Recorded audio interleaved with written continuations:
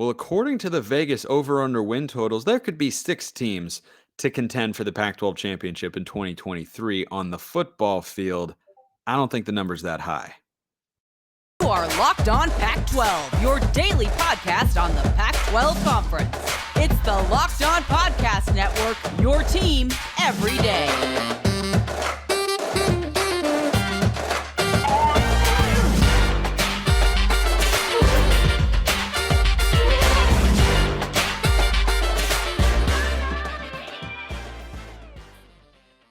Welcome, everybody, to another episode of Locked On Pac-12. I'm your host, Spencer McLaughlin. Thank you so much for making this your first listen or your first view of the day for watching on YouTube, part of the Locked On Podcast Network, your team every day, and your number one source to stay up to date with our media rights, free and beloved Conference of Champions. Like, comment, subscribe, please, and thank you wherever you listen to or watch this show, which today features my man, Richie Bradshaw. He's the host of Locked On Sun Devils, Forks Up, of course. He is on there on the YouTubes and the podcast platforms, of course, Monday through Friday as well. We're going to talk about over-unders. We've got some hoops to discuss later in the show as well. But, Richie, I think that the over-unders are fascinating because they give you a great barometer of what Vegas thinks for these teams. And they've got 3 teams at 9.5. That's the highest win total. And 3 teams at 8.5 as well. And I think there's one too many in there, as we'll get to. But what was your biggest takeaway? And for those watching on YouTube, we've got a lovely little graphic for you. Watch this. Boom. There are your win totals. But your big takeaway is looking at this here, Richie.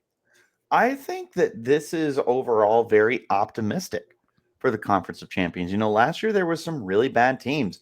Arizona State had 3 wins. Stanford was a bottom barrel scraper. Colorado was bottom barrel scraper. I know that U of A was close, but they still had a losing record. Wazoo was really hot and then really cold. Like, your top tier teams, which are all listed on the left side of the graphic here, were great, but the teams on the right were really bad. And I understand that like 3.5 is still low, but for teams that were barely scraping 3 wins last year, I think that this is very optimistic of an outlook from the FanDuel Sportsbook app, which, you know, you guys should definitely get if you're not there already. Of course. I do like the odds here for a handful of teams that we'll get into momentarily. I'm shocked that Utah, that has won the Pac-12 in back-to-back years, has the 5th best odds to win this year. Like, obviously they have to take a step back eventually, but, you know, they still got Cam Rising. They still got Kyle Whittingham. I don't know. That's just me. Well, here's why I feel like they're only up to 5. So I look at the top 3 teams, USC, Oregon, Washington, all 9.5 over-under win totals for the season. And USC, the betting favorite, by the way, they have the lowest odds for the over 9.5 wins, which is minus 188. Oregon and Washington, you can both get plus odds just barely to go over 9.5 on the season. So USC, the betting favorite right now, courtesy of our friends at FanDuel Sportsbook. But when I look at the next 3 teams there, UCLA, Utah, Oregon State, there is one, and there's a reasonable case for any of them, Richie. There's going to be at least one of those teams that I don't think even really sniffs the Pac-12 championship game, maybe early in the conference schedule, but by the time it's winding down, I think 5 is the most that you could be, you know, playing out all sorts of tiebreaker scenarios as we did a year ago. And the 3 teams are the 3 to me that are at 8.5. Now, I like all those teams for various reasons, but I have a concern about each of them, and I can't see all 3 of them overcoming all of these concerns. So for UCLA, it's the quarterback, and they're the most likely to me to finish at the bottom of the top 6, right? So as we put the graphic back up here, those listening on podcast, the left side is everybody 8.5 and over. The right side is 6.5 and below. The left side, USC, Oregon, Washington at 9.5. UCLA, Utah, Oregon State, 8.5. I've got questions about UCLA's quarterback. I have question or the situation there. I have question about Utah's quarterback situation because Cam Rising is coming back from an injury. We don't really know when he's going to be ready to go. Could be week 1, could be week 3, could be week 2, but all that sort of stuff. And will the injury linger? Will he have to miss a game or two throughout the course of the year? That's why I would probably stay away from Utah if you're looking at betting one of these lines. And then Oregon State, you got a big upgrade at quarterback, but they lost a lot of players. Now, they brought in a promising recruit on the defensive line in Kelsey Howard, a 4-star from the Las Vegas area. But I think that one of those things is going to go wrong for one of those 3 teams. Like, I can't see it all working out where Oregon State's defense is just as good as it was a year ago, and DJ Uiagalelei, pops and upgrades their quarterback position, which I expect him to, and Cam Rising stays healthy the entire year, and UCLA is able to replicate their quarterback production from a year ago. So I think one of those 3 teams ultimately, through a pretty regular, normal course of events over a season, I think at least one of them will kind of fall out and finish 8-4, 7-5. Yeah, and I couldn't agree with you more. And Spencer, you and I know this very well. Pac-12 fans know this very well. Maybe the other people around the country don't know this, but there is no conference that beats itself up more than the Pac-12. There are constant upsets. The best example I can think of was last year when Arizona State took down Washington. Yep. Like, it's not even a brag. It's like, this is exactly the chaos that the Pac-12 is all about. And it's because of those crazy games where, you get those upsets, and it's like, it ruins the entire layout of the Pac-12 and the wins and losses. It ruins the playoff chances that the teams have to get to the college football playoff. And like, it's madness. And this is not madness. This is the Pac-12 followed by a kick into, I don't know, the Midwest Conference. I don't know, but I don't know. I'm just kind of rambling. Point is, those win-loss totals are just going to be so volatile because we can look at their schedules, right? And we can be like, oh yeah, UCLA, I only see 2 losses here, right? And then by the time the season ends, you're like, wow, they went 7-5, or like you said, they went 8-4. They hit their under. It's like, we can try and predict this stuff all day long, but if they're of the Power 5 conferences, if there's one conference that is more volatile and more unpredictable than the other 4, it's the Pac-12. And I love it, but I know that some people don't like it, but I'm here for the madness. Yeah, and the madness, makes it interesting. I mean, last year was craziness, right? I mean, Utah needed a 4th quarter collapse from Oregon and a comeback from Oregon State, and they got it. And then they were the 2-time defending Pac-12 champions, but they lost to Oregon the previous week at Autzen Stadium, but they were still granted that opportunity because, instead of calling the Pac-12 the Conference of Champions, as Bill Walton has dubbed it many a times, perhaps it should be the Conference of Cannibalization, because all we seem to do is eat our own. I mean, Utah goes in there and beats USC not once but twice, spoils their chance to get to the playoff. I mean, USC, remember, was going to the playoff until Utah said, no, we're 9-3, but we're going to go win the Pac-12 championship game. And that's kind of my barometer as well for, who Not could end up in too. They dominated. Yeah, I know. And, Caleb Williams going out certainly changed the game, but I don't think that, Caleb Williams, as great as he is, I don't think that him staying in the game was going to change what Utah ultimately did, which was manhandle. Caleb Williams doesn't play defense. Exactly. Last time that I checked. We've got lots more to get to on this, including, what the Pac-12 is kind of saying, or what Vegas is saying about the Pac-12 with regards to the playoff. But what we're saying with regards to Built Bars is that they're healthy and delicious, and they're the best tasting protein bar ever. You got to try this. They're healthy. They taste amazing, covered in 100% real chocolate. That's right. Real dark chocolate. Bunch of great flavors too. Churro, peanut butter brownie, cookies and cream. Mint brownie's my personal favorite. Do you have a personal favorite flavor, Richie?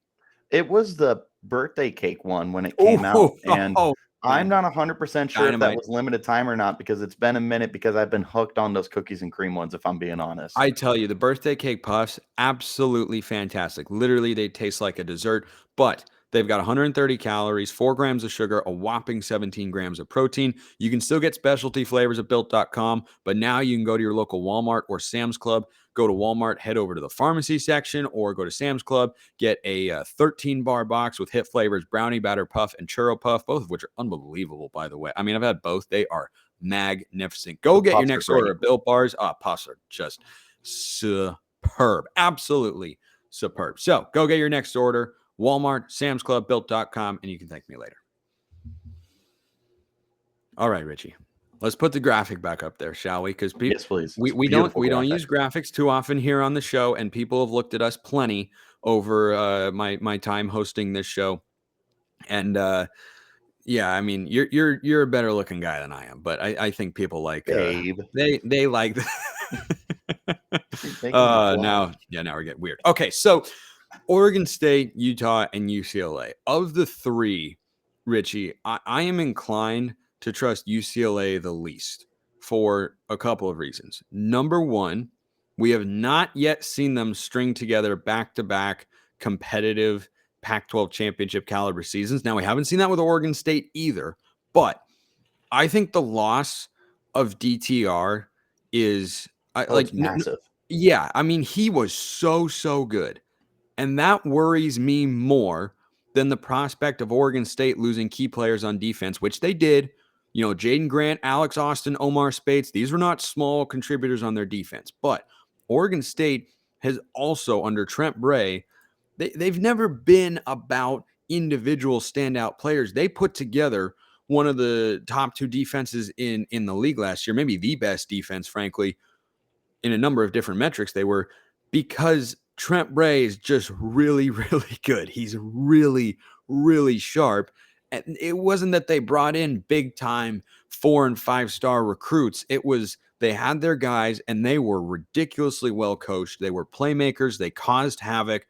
So though I think there's a valid question to be asked there, and Carter Baines of Beaver Blitz and 24/7 Sports has come on the show and talked about that as well. It's not just me saying that. Like, that's a legitimate question to ask. But UCLA doesn't know who their starting quarterback is going to be. And they are one of my favorite under bets on the board, by the way. UCLA under 8.5. I would feel they've got a weak non-conference. Their toughest game is at San Diego State. But I would feel really good saying UCLA going 8-4 means the bet hits. I think DTR, I mean, they went 9-3 a season ago. DTR is worth at least a game with all that production, isn't he? Well, dude, I look no further than that Washington game and the amount of smack talk that he provided the team. He was fire. It wasn't just production. Like, he was the life force of that team. Spencer, I truly believe, not talking about NFL success, take that out of the equation here. You can make an argument that Dorian Thompson-Robinson was the greatest quarterback UCLA has ever had. He played there for such a long time. He played at a high level. He won games. He didn't win playoffs or championships or anything like that. But in terms of production, I mean, you absolutely put him ahead of Brett Hundley. I would put him ahead of Josh Rosen.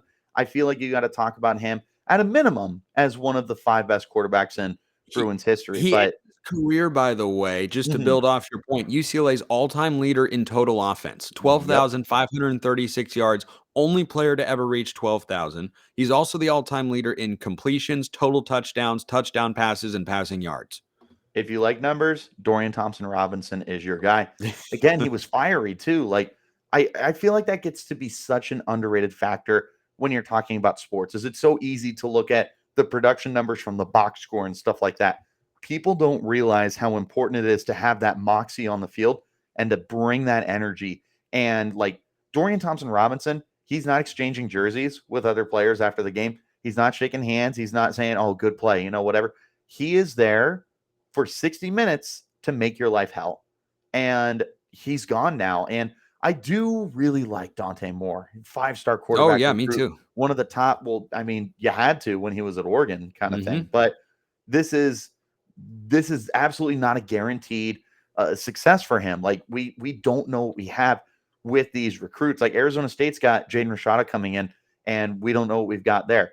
There's Shadur Sanders at Colorado is coming in. He played very well in HBCU, but is he going to translate to Power 5? Like, there's going to be plenty of conversations around the Pac-12. But looking at UCLA, I mean, this is definitely a big question for a team that's got massive expectations every single year. Chip Kelly, a quality head coach.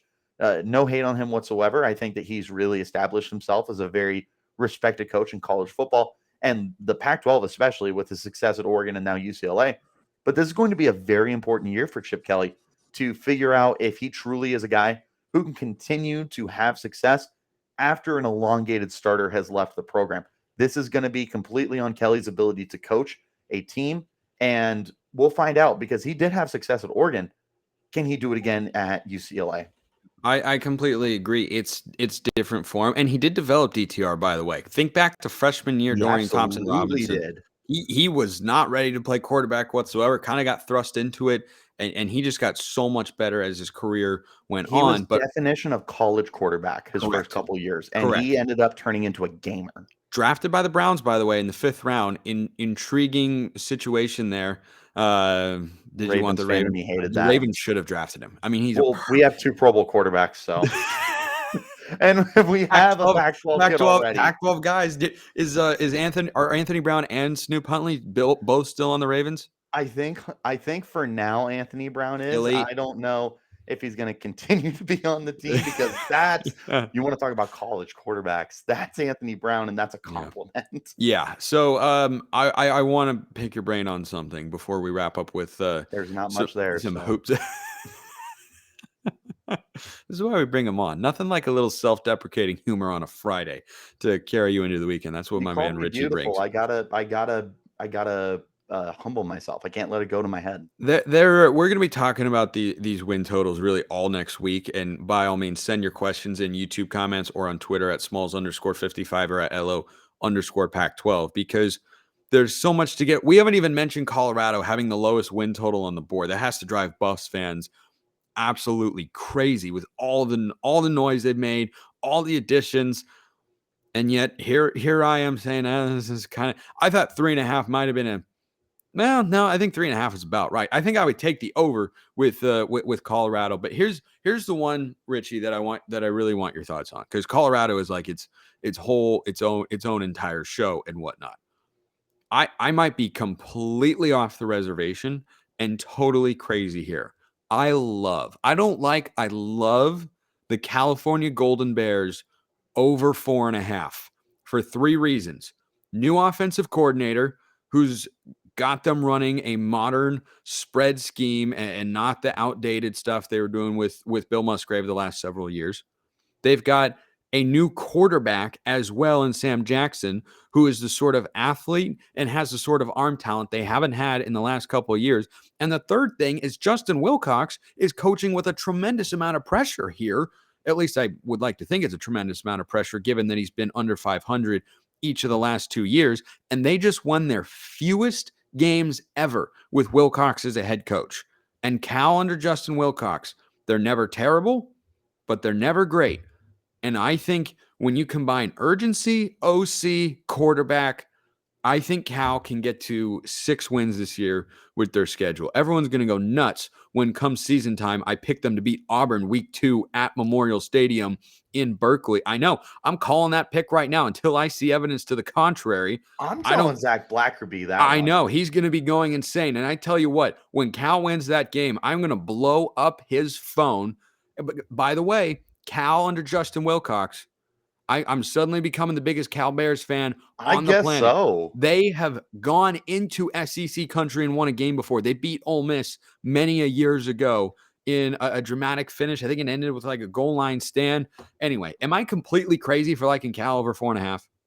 I don't think you're crazy. I do think that even Cal fans don't have the expectations that you're having right now. But here's the thing is, like, it's really hard to consistently stay in the cellar in college football. You have so many opportunities to rebuild the roster, and that's never been more true than now with the transfer portal. And Cal look, they're a team that's never near the top unless you got Sonny Dykes and Jared Goff just working some magic for 1 year together. But there's still a team that shouldn't be in the cellar for more than 2-3 years, 4 at the absolute max. I feel like they're a team that is more competitive than people realize. Like, you go and play Cal, this is not an easy out by any means, especially if you're going to Never. Berkeley. Never an easy out. They play tough football, and they play Because a they play lot good better. defense. They do. They're a lot better than people want to give them credit for, which is why I'll tell you, you're not crazy. The only thing is, for me, I truly, I told you before we started, I don't know enough about Cal right now to be able to definitively say one way or the other. But with your reasoning that you're giving me, it's sound reasoning. I think that there's more than enough backing that you've provided to be able to understand that. But I also live by my philosophy that, you can't stay bad forever when it comes to college football. We see teams reinvigorate themselves all the time. Like, it's just the beauty of college sports. It's not like the pros where you need to constantly have number one draft picks. You can turn a college football program around in 2 years. Like, you do your recruiting correctly, you hit up the transfer portal, you're able to build a new philosophy and an overall locker room culture. You can turn programs around very quickly. And I'm not saying that that's going to be Cal's. They're going to be a 10-win team, but I do think that I like your logic quite a bit here with being able to rebound. Mhm. Now, am I taking that bet? No. I'm just not confident enough in Cal to do that. But I guess I wouldn't be surprised if they ended up shocking some people. And again, we talked about the Pac-12 beating itself up. Does Cal not feel like the perfect team to just ruin some seasons Oh this year in the yeah. Pac-12? I'm all in on this. Cal is going to pull a major upset this year. They have a pretty tough Pac-12 schedule, but they also have enough winnable games. That's why that Auburn game in week 2 is so critical. But they have got, let me pull up their schedule real quick. They play a lot of the heavy hitters in 2023. And let me bring it up real quick. So they go at North Texas, not a game they can overlook, by the way. They host Auburn and Idaho. Okay, here are the Pac-12 contenders, right? We laid out that there'd be 5 or 6, probably closer to 5. But among the 6 left side teams, you've got Washington, Oregon State, Utah, USC, and Oregon and UCLA. They've got all 6 of them. They're not going 0-6 in those games. I hate to break it to all those schools. Somebody's going to lose to Cal, who should not lose to them. I'm going to die on that hill. I'm going to say it from now until September rolls around and college football is finally here. I tell you what, Richie, They can't get here soon enough. I'm on the Bears. Yeah. All right. I want to wrap up with some hoops talk here because I want your thoughts on another take I had on yesterday's show. Little bit of basketball banter. So I'm in no place to talk about basketball right now with the Suns dropping the stinker that they did. That's one of the reasons that I wanted to have you on the show today because you wanted to fight. Got it. Alex sent in a question the other day and asked me to put the teams into tiers. So I said, okay, I'll go 3 tiers with 4 teams in each. In the third tier, not contending for a championship, I've got Oregon State and Stanford at the bottom of it. At the top of tier 3, I've got Utah, which I think pulls back a little bit from last year, and Washington State, who are getting hit really hard in the portal. Then at the bottom of tier 2, I've got Cal, which is an upward. Again, this is a pro Cal podcast. You won't hear. I haven't been able to. They were not good last year. No, they were not. But they've got a new coach. They're bringing in new players. They're building a new practice facility. They're getting into the sporting world in a way that they just have in the last couple of years. So I've got Cal at the bottom of tier 2 because it's still a full-on rebuild. Arizona State is in there as well. Colorado, and then I kind of went a little bit back and forth on where to put certain teams and such. I almost put Oregon in tier 2, but I didn't. So You're biased. Get out of here. I've got Oregon at the bottom of tier 1, by the way. They're bringing in a great recruiting class, but I just haven't been able to trust in the last few years. So top of tier 1, I've got USC, UCLA, and Arizona in no particular order. And then I've got Oregon like a step below them, but technically in that top tier. I think ASU fits into tier 2 there, along with Washington as the other tier 2 team, because Mike Hopkins has got a lot of pressure. And I thought the Huskies showed some real promise last year.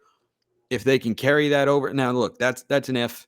that's definitely an if. Hopkins has not done a ton. Hopkins has at least been to the NCAA tournament, though, in his career. Jared Haas hasn't done that at Stanford. So that's kind of my reasoning there, is just taking Hopkins to have a better bounce back year than Jared Haas, who can't add transfers, whereas Mike Hopkins can at Washington. What do you make of those tiers? I don't think I hate them. And I can speak more on behalf of Arizona State compared to the rest of the teams. Obviously, you got to have U of A and UCLA and USC near the top. They're very good programs last year. These are consistently good programs in the Pac-12. There's going to be some replacing to do. I mean, U of A lost Kirk Kriisa. He was a very good guard for them who was able to help run the court. They're going to have to replace him. I believe Courtney Ramey is out of eligibility. I could be wrong on that. UCLA is going to have to replace Tiger, can't remember his last name. My apologies. Campbell. Tiger Campbell and Jaime Jaquez, who was the reigning Pac-12 Player of the Year. USC, I can't remember his name, but they lost the sixth man of the year in the Pac-12. So there's some reloading that those top teams are going to do, but nonetheless, I do feel confident in them to do that. Oregon is the interesting team, right? It's like, it feels like they should be near the top of the Pac-12. And when I say near the top, I mean like closer to top 3 than they are near the middle that they've been kind of flirting with. Like it's interesting that you say, like, you kind of went back and forth on, are they at the bottom of tier 1 or at the top of tier 2? Because that's where it feels like Oregon is meddling right now. But we've seen very good Oregon teams in the last decade. And we've seen in the last couple of years very good moments from Oregon, but we haven't seen very good seasons. Yes. And I think that's what makes Oregon such an interesting topic of conversation, is just where do you really put them? As far as ASU goes, this is where I can give you the most detail. They're replacing, depending on if Frankie Collins ends up withdrawing from the NBA draft, they will be replacing their starting 5. All 5 of them are gone. Oof. And they have attacked the transfer portal, and they've brought in a lot of kids like Adam Miller from LSU. They brought in, I have a list that I was trying to keep track of. Sean Phillips was another LSU kid they brought in. Zane Meeks from San Francisco. One of their big gets was a JUCO kid. And of course, my list deleted on me, and I'm really upset about that because I'm seriously, there's been a ton of transfers. They were also able to get Jemiah Neal to exit the transfer portal. And I think Jemiah Neal is in for superstar status, at least at Arizona State. I really think that he is a sleeping giant. He really took off in the Pac-12 tournament. He looked really good in the 2 tournament games that the Sun Devils had this year. I think that Jemiah Neal is going to explode this year, but they're replacing a lot. They're replacing their starting 5. They're replacing their top 3 bench players. They're replacing Luther Muhammad, who's out of eligibility. This is a brand new Sun Devils team, pretty much from top to bottom. We're going to find out if Bobby Hurley can replicate the success that he had last year, because they had so much transfer portal success. Well, you had 3 really good role players from the transfer portal last year. Can you do it again this year with potentially 5 of those guys? We're going to find out, but I do think that they're definitely a tier 2 team. I like that you have them towards the bottom half of the tier 2, but still right in the middle, because they're just a team that has to do proving. We've seen Bobby Hurley coach very, very good teams at Arizona State. We've also seen him struggle mightily. He's got that 2-year contract extension. Me and you have talked about that previously. Check out that episode if you've missed it. But he's going to be needing to prove that he's worth that lifetime contract and whatnot. This is an incredibly important year for Bobby Hurley. Can he coach this team? We're going to find out. Richie Bradshaw is the host of Locked On Sun Devils, Monday through Friday on YouTube and wherever you get your podcasts. Richie, great stuff today. Thank you so much. It's what I'm here for, besides, hanging out with you and having a good time and talking sports. That is indeed how we roll around here. Appreciate everyone listening. Have a wonderful rest of your day and enjoy the weekend. I'll see you next time. 70-7.